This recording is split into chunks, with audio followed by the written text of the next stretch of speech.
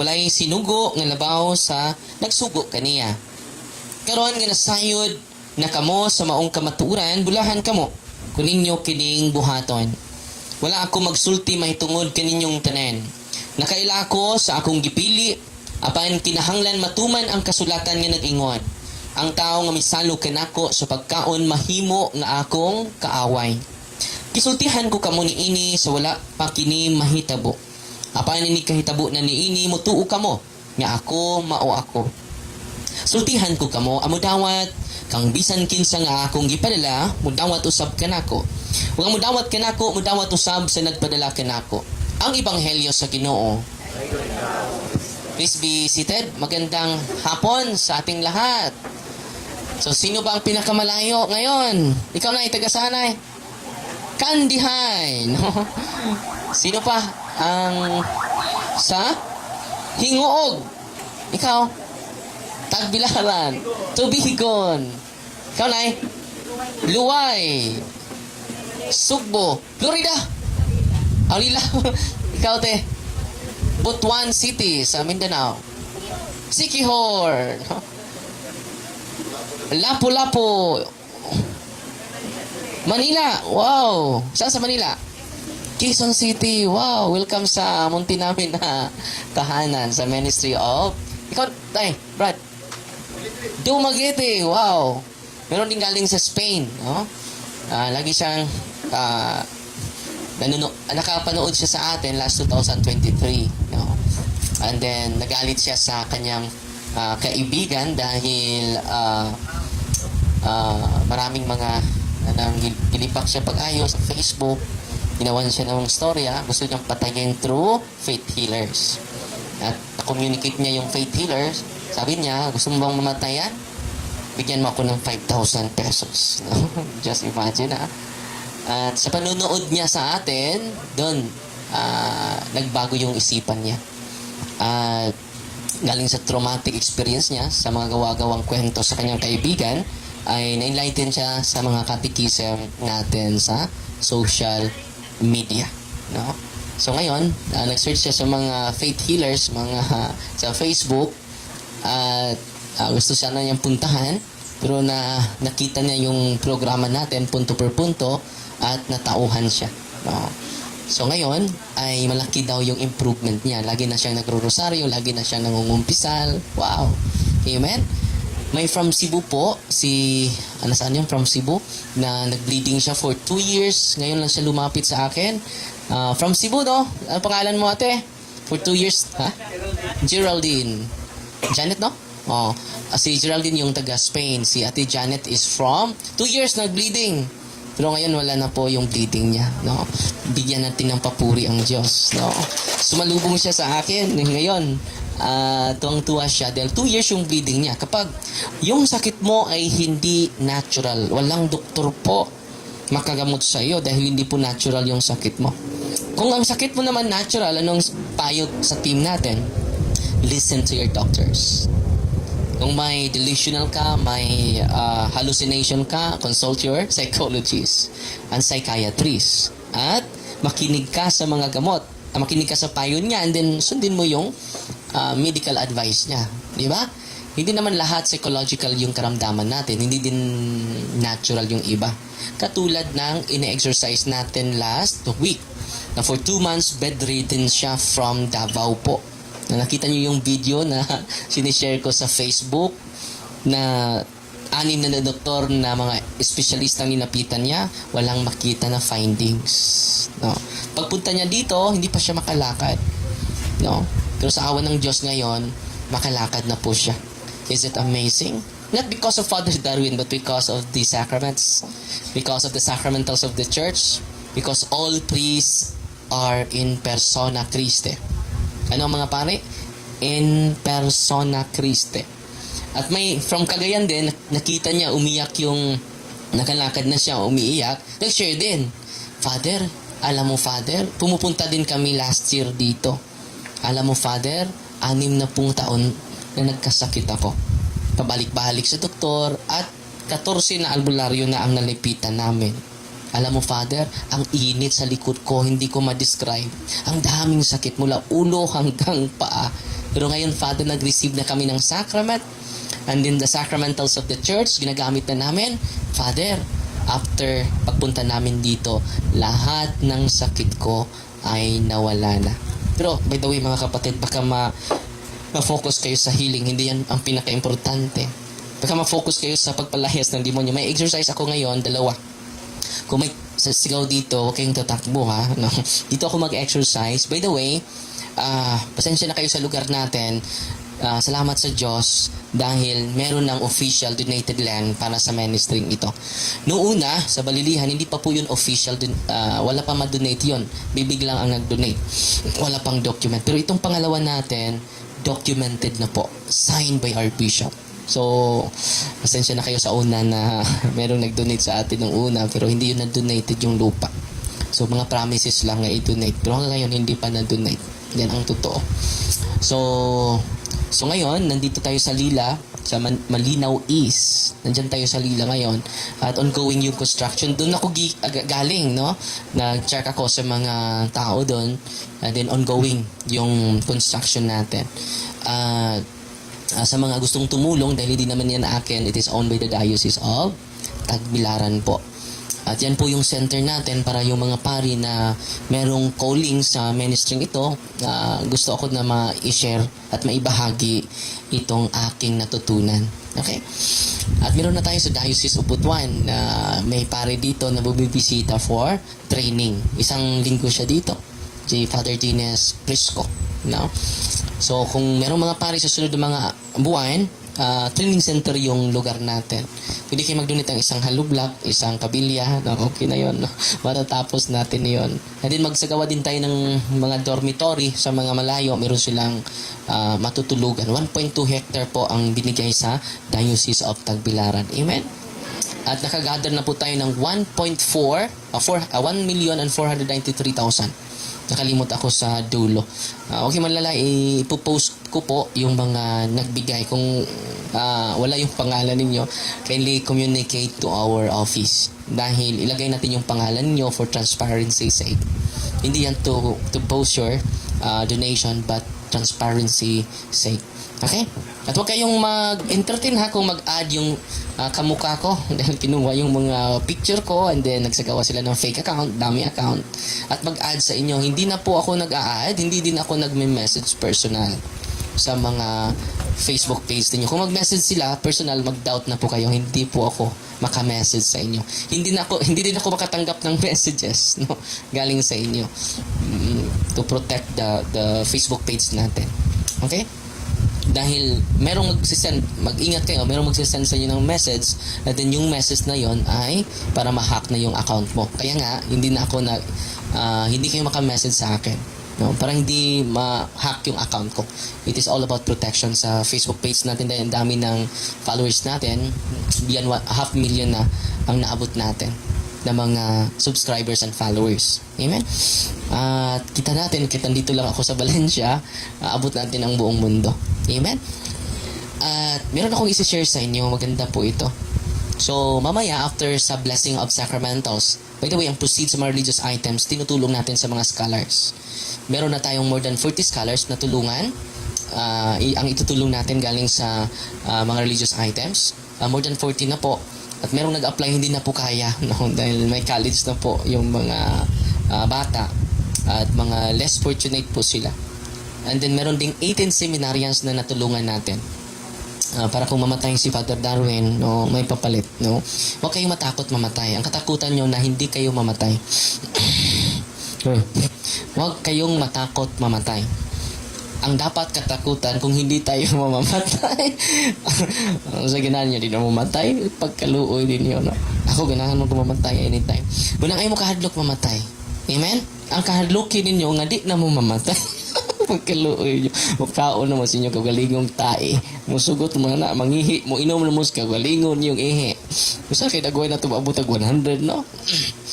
Yeah, pero okay po, maabot na. Pero ayaw mo kahadlok mamatay, ha? Kung sa'y kahadlok ka na to, nga di ta mamatay. Amen?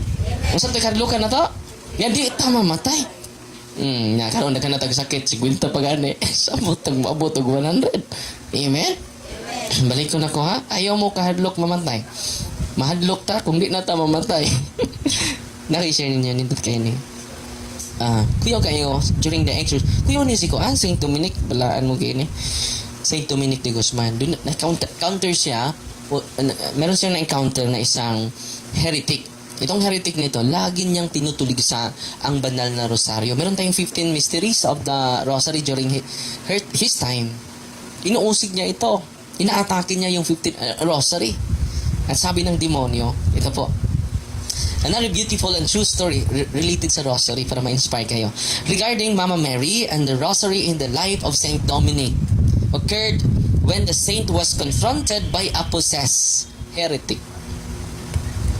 Merong mga 12,000 ang nakikinig sa kanya while nag-evangelize siya sa mga tao.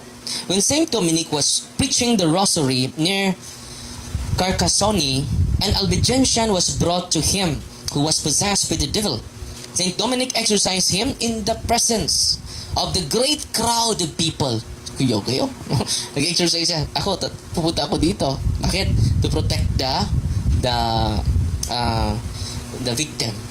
No? Dahil magiging traumatic experience. Hindi nyo nakikita nag-live ako. Mga guys, mag-exercise ako mga guys. No?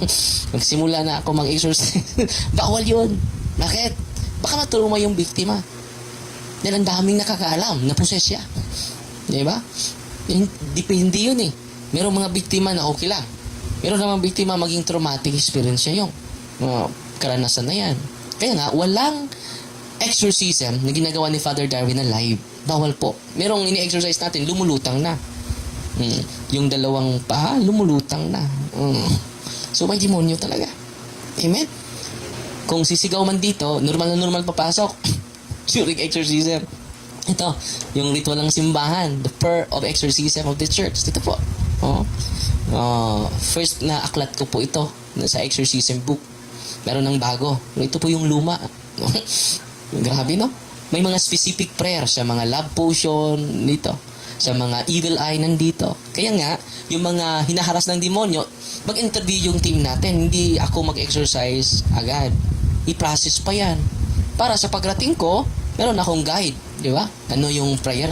Kinap-curse pala ito. Binabarang pala ito. Totoo may barang ha? Yung pasyente namin na binaharang. Lalabas yung kaliskis ng isda. Sa Tagalog, kaliskis ng isda? Himbis pot? Ang kaliskis may Tagalog. Nahirapan tayo sa kalisod dito. Asensya na kayo dahil may mga mag-request pero nahirapan tayo sa kalisod sa pagsasalita ng mga salitang ugat na binubuo ng mga barikos. No?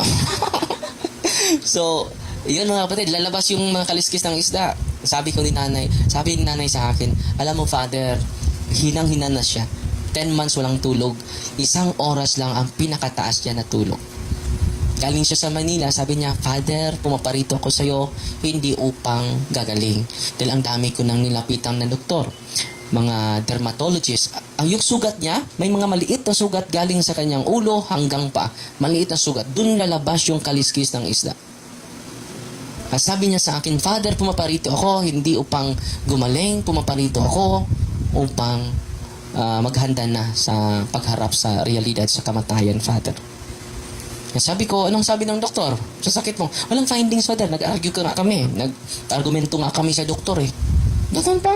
So yes, Father, si mga umpisal ka. Doon pa ako sa London. London, no? Europe ako na-assign dati, London. Ngayon sa Spain na. Valencia, Spain. So ang nangyari mga kapatid, diniliverance ko siya. At sabi niya, Father, ang tinanong ko si nanay, bakit kaliskis ng isda lang ang lumabas? Sana na yung kasama yung isda. Parang libre na yung ating ulam. No? Bakit kaliskis lang lumabas? Sinasali sana yung isda. Alam nyo, completely healed po si nanay. Buhay na buhay pa si nanay. Na-interview nga sa GMA. Sabi ng staff sa GMA yung brigada. Tumawag sa akin, Father, pwede ba kita ma-interview? Para saan? No? Sa binarang na pasyente. So, sino lang interviewin mo? Wag na lang ako. Sila na lang interviewin mo. Kung gusto nyo mag-interview sa akin, marami namang video ko sa YouTube. Doon na lang kayo kukuha. Dahil kukunin nila yung video ng exorcism yung mga nasa laptop natin, nasa external natin, yung mga video, kinikip natin eh. So, mag-video tayo sa loob. Pero sa amin lang yun. No? Kung may pinopost ako dati, biniblurred ko para hindi sila ma-recognize. Pero dahil maraming natatakot, so nag-stop na ako. Sabi ni Bishop, bakit na mag-post, Father? Natatakot yung mga tao. So, in virtue of obedience is greater than sacrifice, hindi na ako nag-post. Yung pag-post ko is to educate the people that Satan is real. Diba? So, then, completely healed na po siya. Totoo na may barang. So, meron ding prayer sa simbahan against sa barang at kulam. May kulam din. Susuka ng mga pako. Kasi imagine na dito sa harapan ko, nung una, dito ako mag-exercise eh. Dito. At merong mag-video eh. During deliverance, wala nang mag-video ha. So, ngayon, okay lang. So, pumasok ako dito. Dahil minsan ay, pinupost nila. Sabi ko, huwag kayong mag-post. Sila nang nag-post. Father, may mag-message sa akin, Father, pinupost mong video ko ha. So, wala naman, hindi naman ako So, sa mga taong nasa palibot, no? So, papasok na ako doon. Then may, may mag-video. So, dito, sa harapan, nakita niyo mga tao, sumukan ng pako. Numero 5. Numero 5 ha. Numero 4. More than 17 ka mga pako ang nasuka niya. Tinanong ko siya, baka kinain mo itong pako ha? Nagdrama ka lang. So, Father, buang bako. Kain ng pako. Ang daming taong nandun. And then magdadrama ako. Totoo yun, Father. At marami pang mga taya. Sa Tagalog taya. Kalawang. Marami pang mga kalawang. No? And then, sa awa ng Diyos, ay grabe yung improvement niya ngayon. No? Pabalik-balik siya sa doktor. No? Hindi pa rin siya nagamot. Hindi siya nag-improve. Dahil yung karamdaman niya ay hindi natural. Amen? No. Kayo na nandito, please, mga kapatid, do deliverance to your house, do deliverance to your family circle. Kayo po ay magka-deliverance. Alam nyo, kung mag-deliverance kayo sa mga karamdaman ng family circle ninyo, madami pong gagaling. Dadami pong magbago. No, lalo-lalo yung mga family members ninyo na grabe yung bisyo. Grabe yung kabalastugan, pwede nyo i-pray of deliverance. Cast out the unclean spirit who continue to influence her mind, who continue to influence her heart. Siguro hindi siya possessed, but he is influenced by the evil spirits. No? So kaya nga, tinuturuan namin kayo dahil kayo magpatuloy eh. Last week may pumupunta dito, Father, hindi po ako nahihinayang sa pagpunta ko dito. Bakit, Father? Na-empower po ako. Last week, Father, alam mo ba, Father, na-confine yung tatay namin. Ang sakit ng ulo niya. Walang finding sa doktor. 2 weeks kaming na-confine sa hospital, Father. Walang finding sa doktor. Kaya nga naalala kita, Father. So, kinuha ko yung prayer of the church. Diniliverance ko yung tatay ko. Doon sa loob ng hospital. Ginamit ko yung holy and exorcise oil. Father, sumuka ng laway yung tatay ko. After deliverance, Father, completely healed. Lahat ng sakit ng tatay ko nawala. At grabe yung pagpasalamat niya. Father, salamat. Tinuruan mo kami how to do the prayer of the church. Ano pangalan mo, sis? Tata. Si Tata. Grabe yung mga karamdaman niya. Oo. At mag-self-deliverance na siya ngayon. Grabe yung improvement niya. Nagsishare ka dun sa kinugitan, no? So, grabe yung buong pamilya niya, grabe yung okon. Pero sa storya niya, doon lang ako nalalaman yung mga struggle niya. Dahil nagkita kami doon sa kinugitan, no? Doon lang ko nalalaman yung mga struggle mo. At grabe yung protection dahil sa sacramentals of the church. And then, the sacraments of Christ. Sa mga nandito na merong karamdaman, God is with us. God is present everywhere. Don't be dependent on us, but dependent on God in His sacraments. Sa mga may sakit ngayon, ang payo ko sa inyo, kung kaya pa ninyo, receive the Eucharist every day. Receive the sacrament of confession regularly. May pare ngayon, Brother Dison, pupunta, si Father Crotz, no? Nagkumpisal na si Father Crotz. Okay. So, sana makakumpisal kayo. Nandito si Father Crotz for confession. Confession is a sacrament of healing. Grabe yun. No? Grabe yun. No? At Kung hindi pa rin gagaling yung karamdaman, yung natural yun. His will be done, not our wills be done. His will be done, not ours. Amen? At kung hindi pagalingin yung karamdaman mo, embrace the pain. It is our cross. Carry your cross. Because by carrying your cross will carry you to heaven. Amen. Your cross will carry you to heaven. So, ngayon mag-bless ako sa mga religious items ninyo, ha? At sana po, gamitin nyo po itong mga sacramentals na ito. At pwede din nyo i-share sa mga ibang sekta po. Pwede nyo yun ma-share, ha? Huwag nyo yung ipagdamot. Sana i-share din ninyo sa mga may sakit. At catechize them. Because catechism is healing. Catechism is start of healing, the beginning of healing. Unahin nating i-bless. Diyan lang kayo sa upuan ninyo, ha? Unahin nating i-bless ang inyong asin. In the name of the Father, and of the Son, and of the Holy Spirit. Amen. The blessing of salt, our help is in the name of the Lord, who made heaven and earth. You creature of salt, a purge of evil, with the living God, by the true God, and with the holy God. By the God who ordered you, through the sayings of the prophet, to be cast into water, to cure its unfruitfulness, without purified salt, for the health of believers, giving soundness of body and soul to all who use you. In whatever place you are sprinkled, may pantasam and wickedness and Satan's cunning be banished, and let every unclean spirit be repulsed by him, who shall come to judge the living and the dead, and the world by far. Almighty everlasting God, humbly we implore your boundless mercy, that you would thine of goodness to bless and sanctify this creature of salt, which you have given for the use of mankind. May all that use it find in it a remedy for soul and body, and let everything with it touches or sprinkles be freed from uncleanness and assault from evil spirit, through Jesus Christ our Lord. Lahat ng salting nyo ay holy and exorcised salt.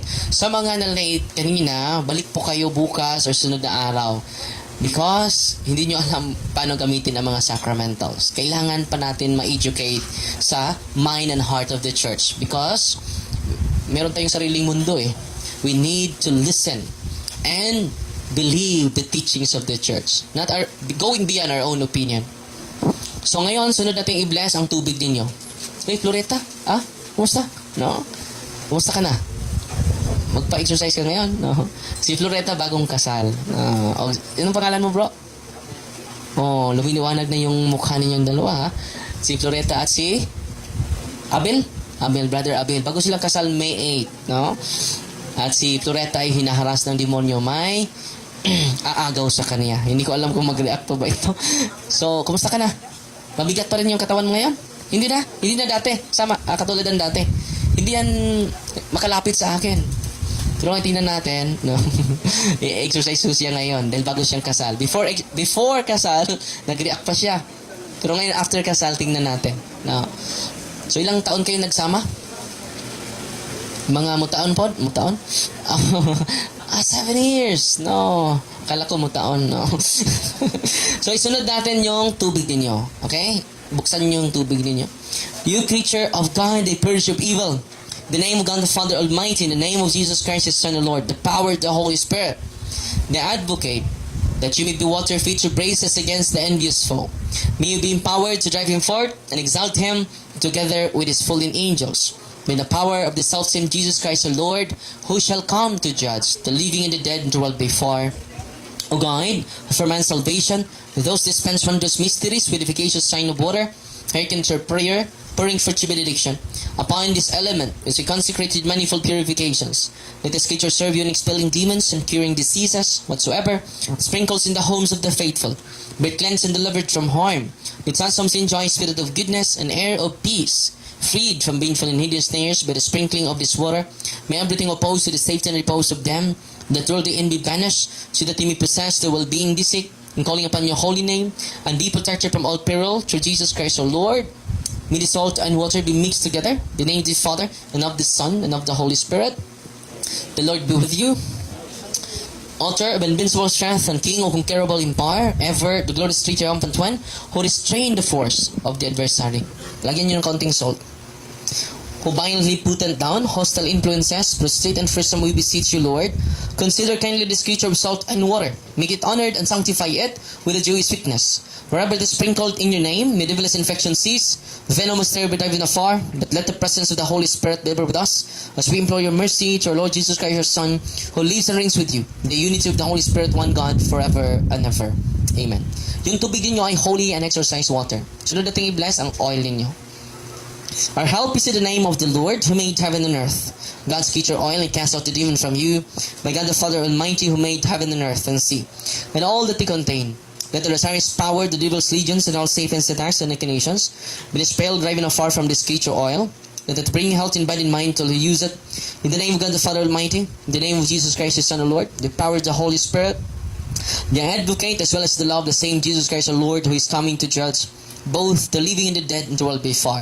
Lord God Almighty, before whom the hosts of angels stand in awe, and also the service of acknowledgement, please should regard frugally to bless and hallow this creature oil, which by power has been pressed from the juice of olives.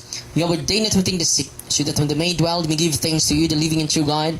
Grant, we pray, that us will use this oil, which for blessing in your name may be delivered from all suffering, all infirmity, all wiles of the enemy, and that be a means of averting any crimes that is for man, made in your image, and redeemed from precious blood of your Son, so that he may never again suffer the sting of the serpent through Christ. So Lord, yung holy and exercise oil ninyo, ang oil ninyo ay holy and exercise oil. It is a common oil.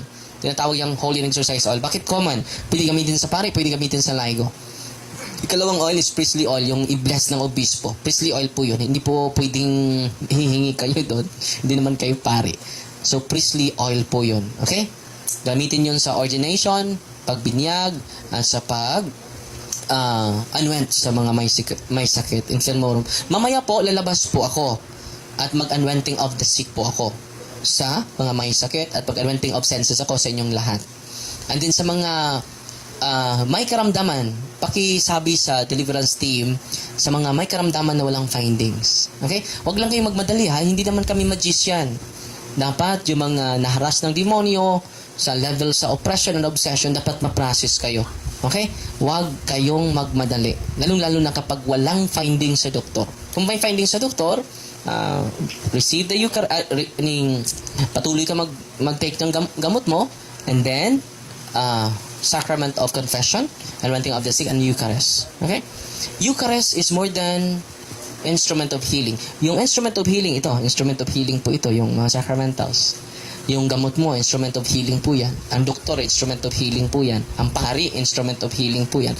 But the sacrament is the source of healing. Confession and anointing of the sick, and then the Eucharist. Yung tatlo po.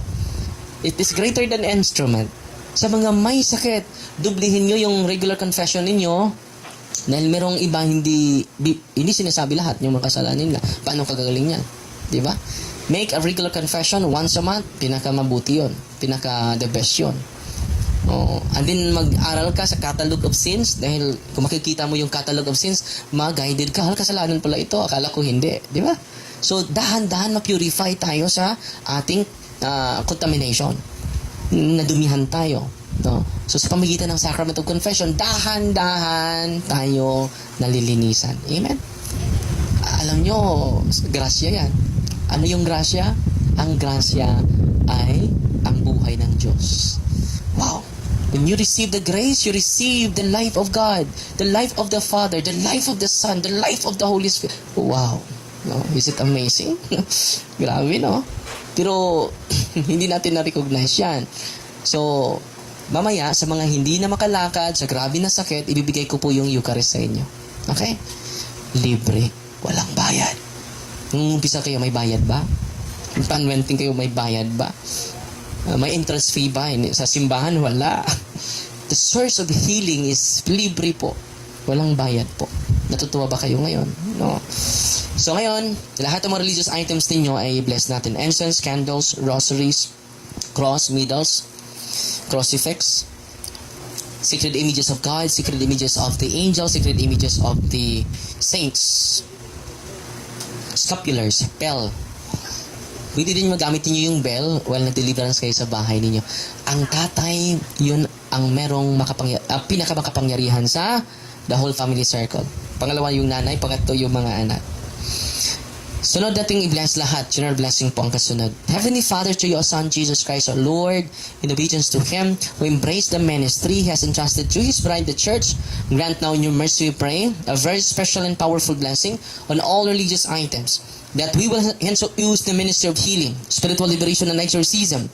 Then that through the blessing you bestow, may it be a very potent and terrible weapon against the attacks of the evil one and his legions. May these religious items mighty restrain the devil and his demons and all unclean spirits, rendering them powerless and able to harm the plethora of priests and people, to whomever these are used in the exercise of the ministry, wherever this kept, and clean and diabolic spirits flee in fear, by daring to harm, nor even approach. This we ask in the name of Jesus Christ, our Lord. Lahat ng mga religious items ninyo ay holy and exorcise sacramentals po. Yung tubig natin sa simbahan, holy water lang po. Pero yung tubig ninyo ay holy and exorcise water. Okay? Anong kaibahan? Yung tubig ninyo na exercise before i-bless. Yung holy water, hindi na exercise, kaya nga holy water lang. So, gamitin nyo po yan from time to time. Before ako matulog, gagamit ako ng mga sacramentals. Mag-deliverance ako. Yung page 81, i-memorize ninyo. Bago kayo mag-drive, bago kayo matulog, deliverance ninyo yung sarili ninyo. I cast out the spirit of fear. I cast out the spirit of trauma. I cast out the spirit of imaginary friends, or all unclean spirits within my room. I command all of you to depart from me. I rebuke, repudiate, bind, and cast out all unclean spirits to depart from my house. Lalo-lalo yung tatay, so mag-pray ka, the whole house. Okay? Kahit nasa kwarto ka lang, I command all unclean spirit in my house. After ma-deliverance mo buong bahay mo. Okay? Just pray the name of Jesus. Alam nyo, very powerful yun. During exorcism, kung may mag-react kayo, maka-observe kayo. Si Floreta, hindi ko alam kung mag-react na ito, bagong kasal eh. No? Na-light na yun, gumaganda ng, gumaganda ng doble. Si bro Alvin? Abil, no? Gumagwapo din ng doble, no? Praise the Lord. Congratulations ha, best wishes sa inyong dalawa. May may karelasyon siya na hindi makikita. Si Floreta. Yan po ay tinatawag na spirit of incubus. Kung lalaki, incubus. Kung babae, succubus. Kung matanda, yung inkanto, spirit of Nicopus. The spirit of Nicopus. Then matanda na. Kumisya na ito ikatulo ha. Kanya, magsimula na tayo ha. Then papasok ako dito sa exorcism room.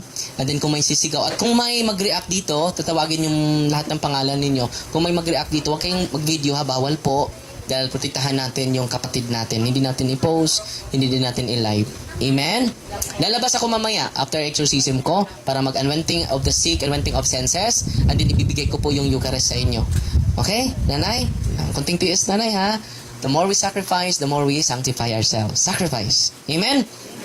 And then after sa anointing of the sick, picture-picture tayo para may remembrance tayo. Dahil biblical yung picture taking eh. Alam nyo ba? Biblical yon. If there are 2 or 3 gathered together, there is picture taking. No? So, God bless ha. Papasok na ako dun ha. At tatawagin yung mga pangalan ninyo. God bless.